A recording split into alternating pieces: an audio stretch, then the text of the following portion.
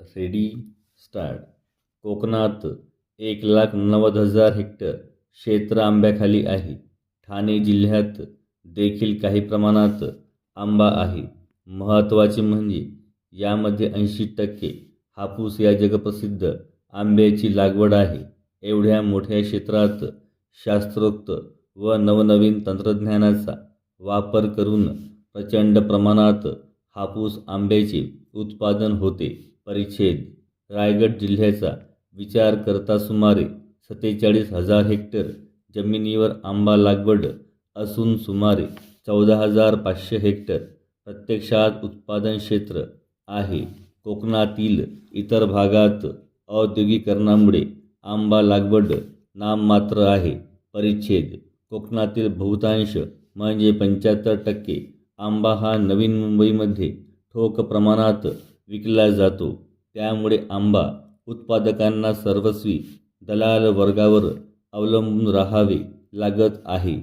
यातील काही टक्के आंबा हा शासनाच्या कृषी पणन विभागामार्फत तसेच खासगी निर्यातदारामार्फत परदेशात विकला जातो.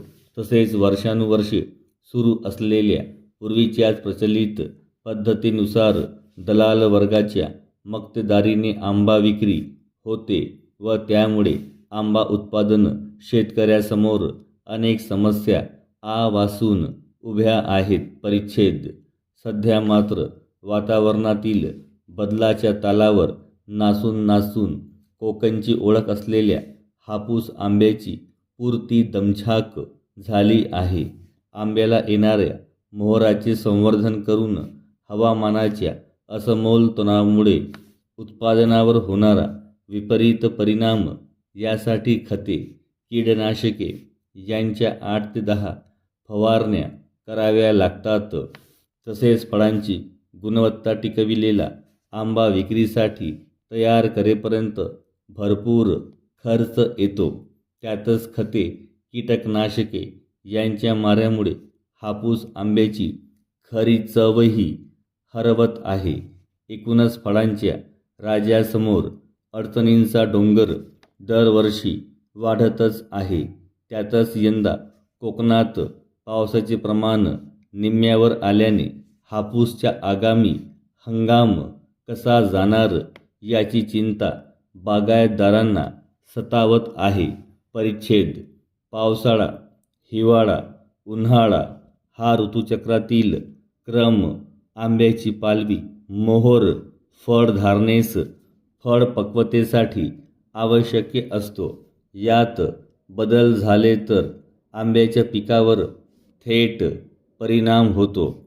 आंब्यासाठीची खते, कीटकनाशके यांचा दरही जास्त असतो. एकदा झाडाला सवय झाल्यावर या गोष्टी टाळता येत नाहीत. एखाद्या वेळी कीटकनाशकाची फवारणी केली व नेमका अवकाळी पाऊस आला तर यातील बराचसा खर्च वाया जातो. बागांच्या व्यवस्थापनावर होणारा खर्च दरवर्षी वाढत आहे.